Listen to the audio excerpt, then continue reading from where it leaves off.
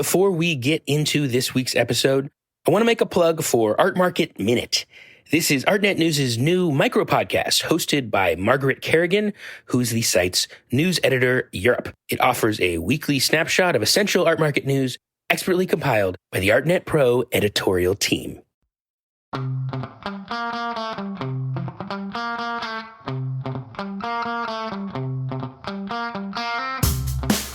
There's a lot of wealth and power, and people tend to exploit those things when they have them. Hi, I'm Andrew Goldstein, and this is The Art Angle, a podcast from Artnet News where the art world meets the real world, bringing each week's biggest story down to earth.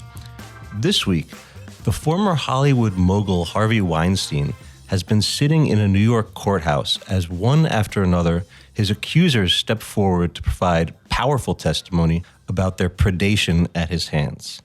The trial is the stunning denouement of the Weinstein saga, which gave rise to the Me Too movement and set in motion an urgent national conversation about sexual harassment and assault. But another saga of a different infamous sexual predator has also continued to unfold this week, though it concerns a man whose victims will never have the chance to confront him in court. We are, of course, talking about Jeffrey Epstein. There is much that remains mysterious about Epstein, a self-described billionaire who supposedly managed money for some of the world's most powerful men, who apparently had shadowy connections to the world of espionage, and who was found dead under highly mysterious circumstances in his jail cell while awaiting trial on charges of sex trafficking. What is very well known, however, is that Epstein spent much of his time devising elaborate methods to surround himself with underage girls for criminal sexual purposes. One of his most vocal accusers to come forward is Maria Farmer, who happens to be an artist.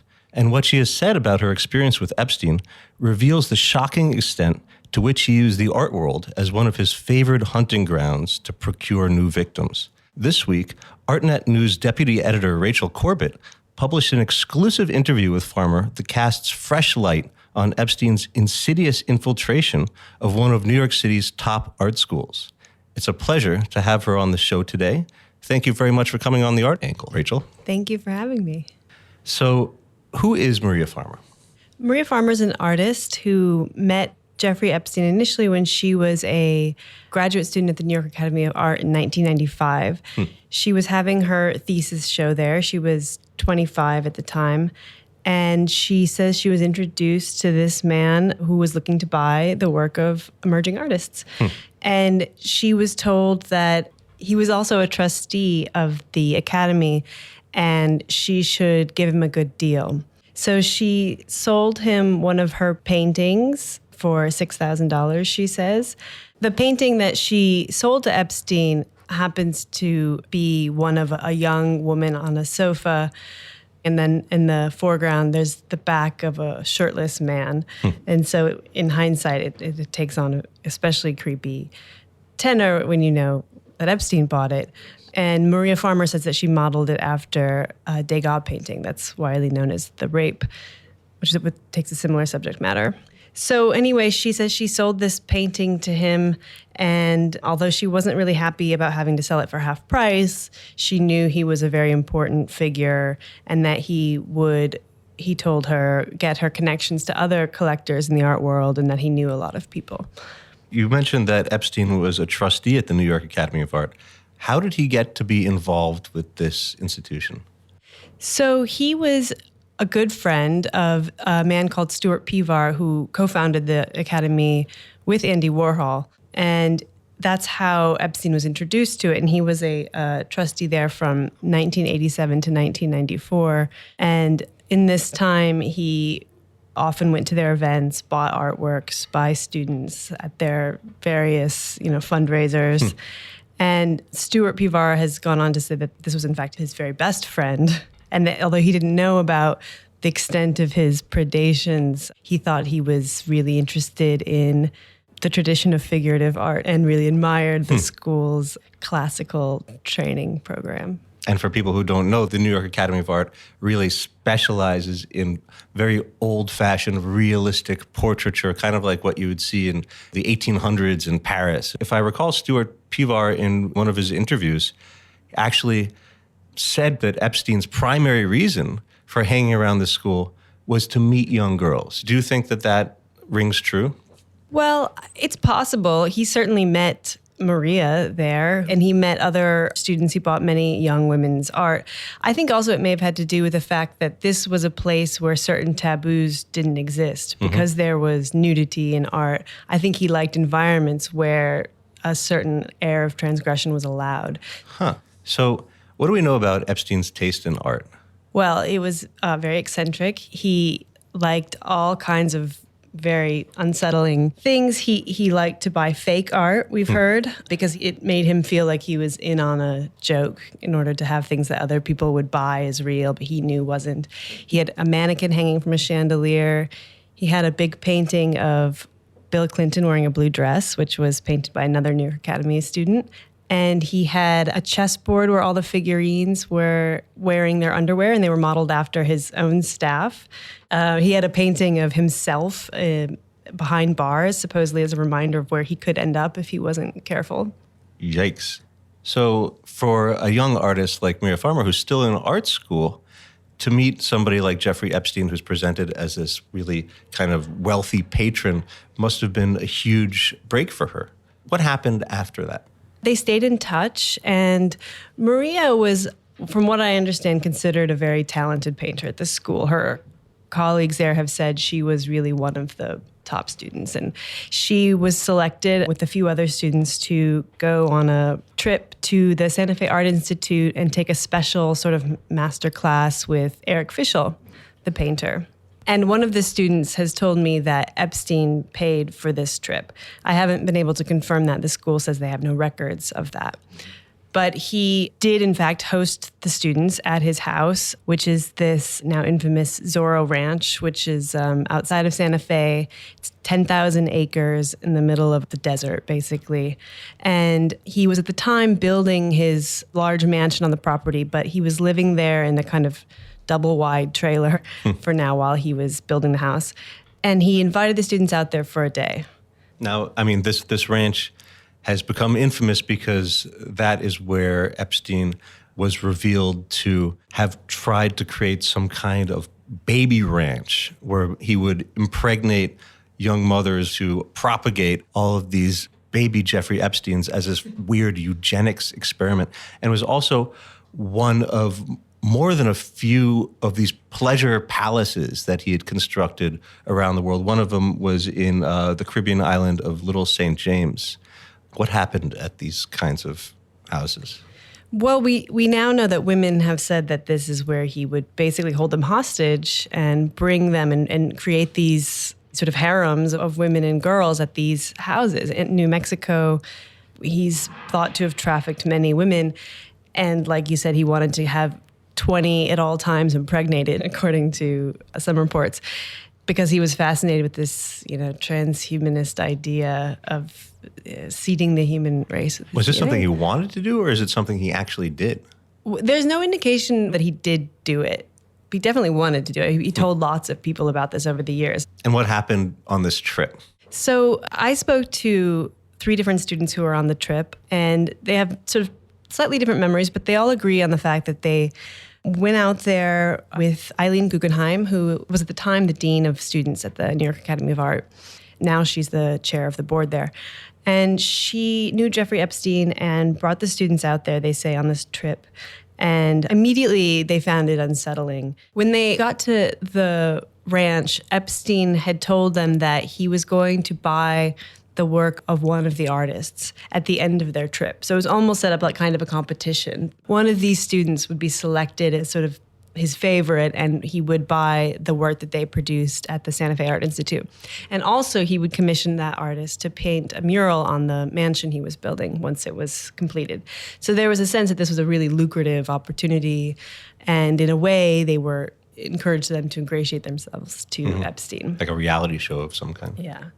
They said that Epstein, he kept kind of just saying things that made them uncomfortable, just subtle things to sort of, they felt, keep them on their toes or never quite relax.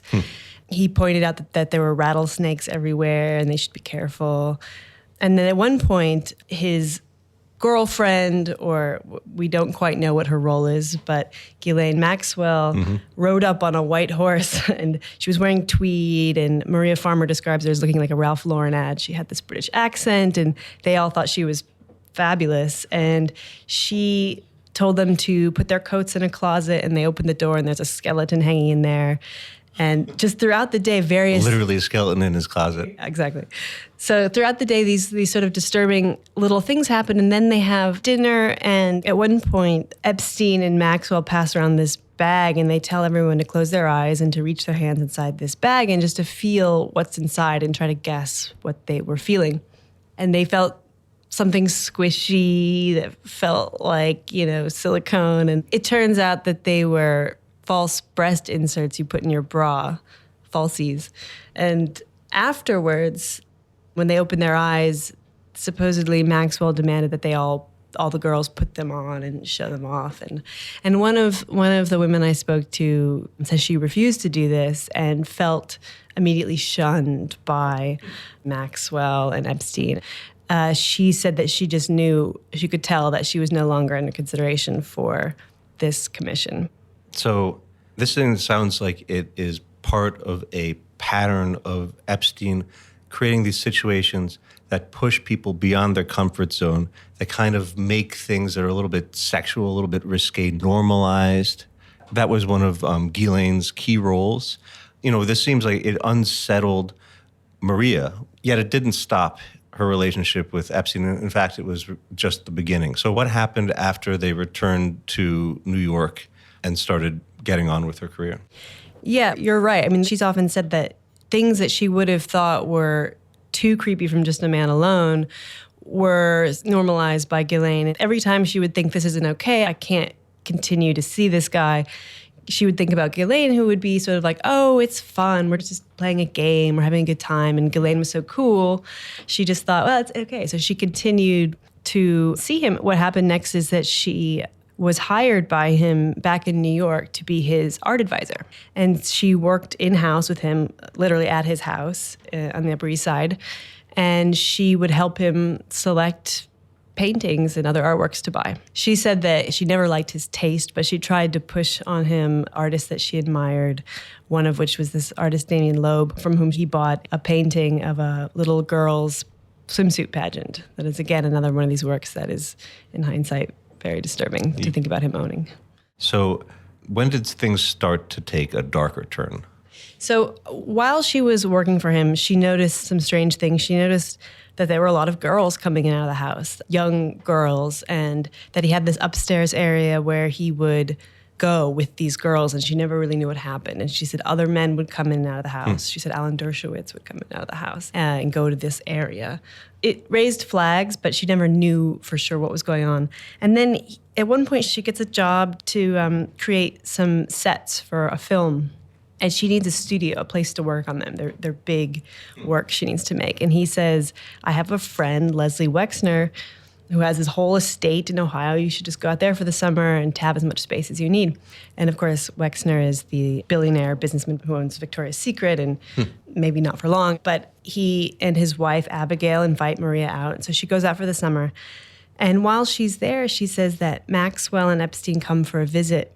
And at night, they come into the room and they both start to massage her and assault her. And she ran out of the room, and she called Eric Fischel, who he told the New York Times that he told her to get out of there. And he confirmed that this call happened. And then Maria called Eileen Guggenheim, she says. And she says that Eileen Guggenheim kind of dismissed her concerns. And Eileen Guggenheim says she doesn't remember this being a urgent situation. And then ultimately she called her father, and her father drove up from Kentucky to pick her up. And Maria says she filed reports with the police and the FBI as a result. And did anything come of it? She says she never knew whether they investigated it.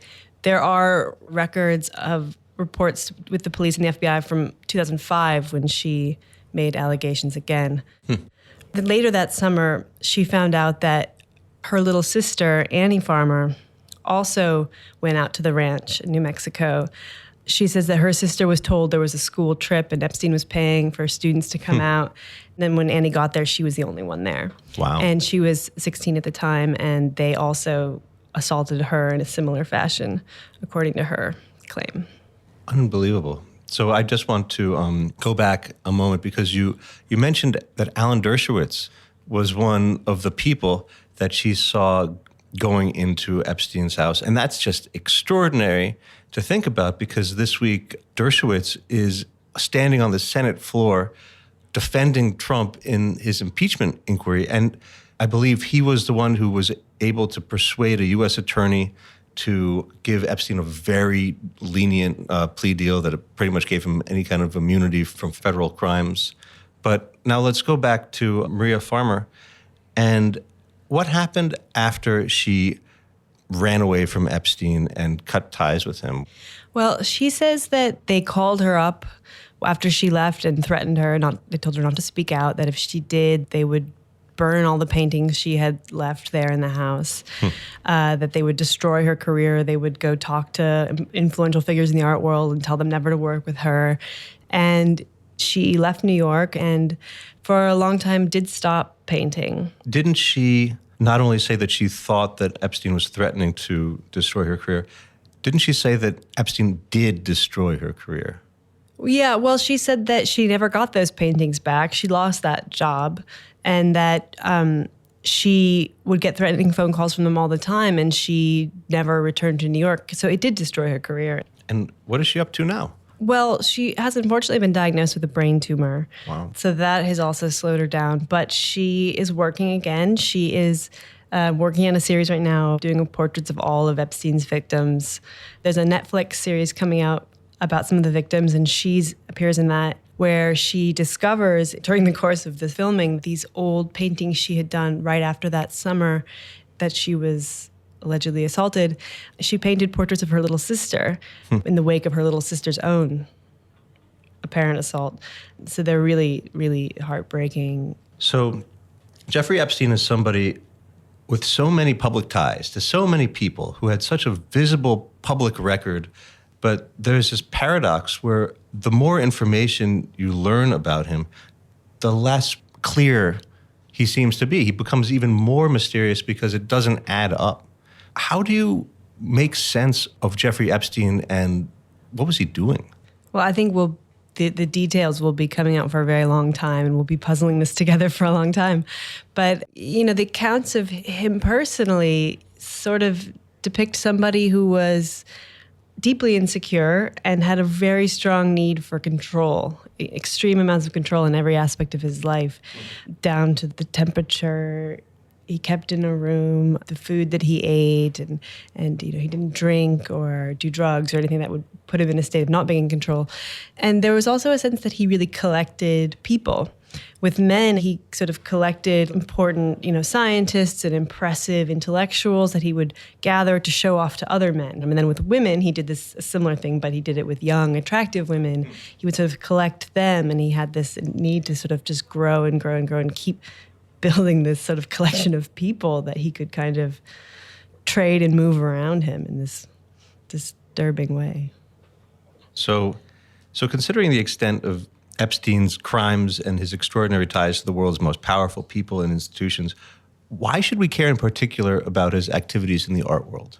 When we see these predators target people in fields like the arts, as we often do, with Harvey Weinstein targeting aspiring actresses, it shows how they exploit a vulnerability of someone's ambition, to work in a very competitive field in which there aren't clear career paths necessarily, where a lot of it is based on relationships and subjective in who you know, and there's no HR, when you're at an art gallery, chatting, or at a party, and that's how these business deals are made.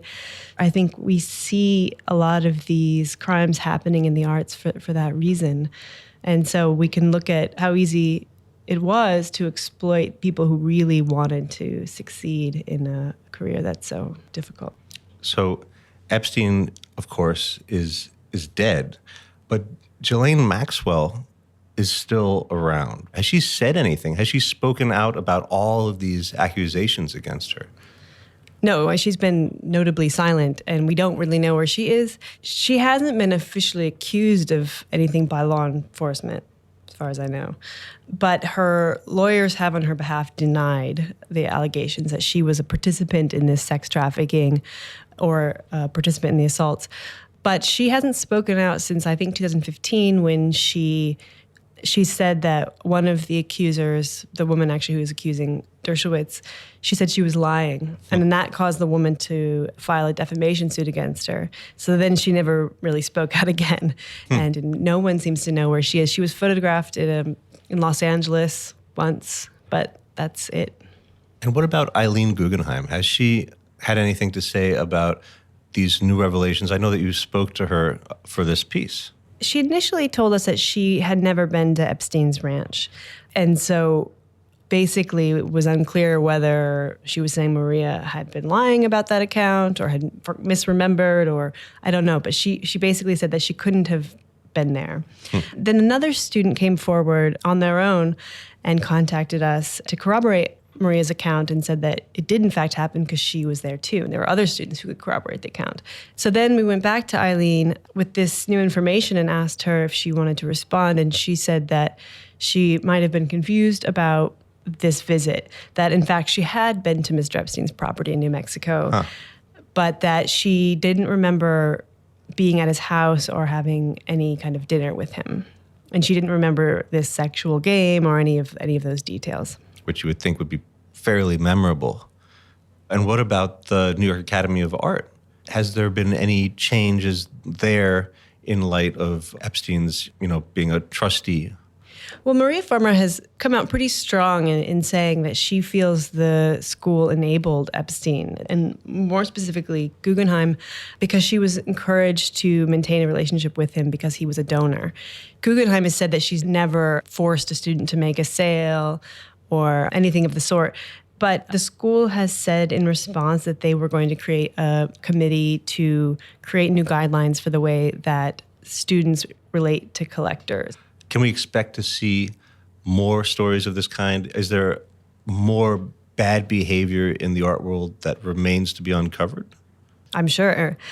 I think it's, for all the reasons we talked about it, it's an industry that is conducive to bad behavior because there's a lot of wealth and power, and people tend to exploit those things when they have them. Not everybody, obviously, but, and you have ambition on the other side and a lot of extreme disparities in the positions of, say, the artists and the positions of the collectors or the people in power. I think when you have these disparities of power, you're going to see more bad behavior. Well, Rachel, this was really fascinating. So thank you very much for coming on The Art Angle. That's it for this week's episode. If you like what you've heard, you can subscribe to the show on Apple Podcasts, Spotify, and SoundCloud. The Art Angle is produced by Tim Schneider and Caroline Goldstein and edited by Nick Long. Thanks for listening, and see you next week.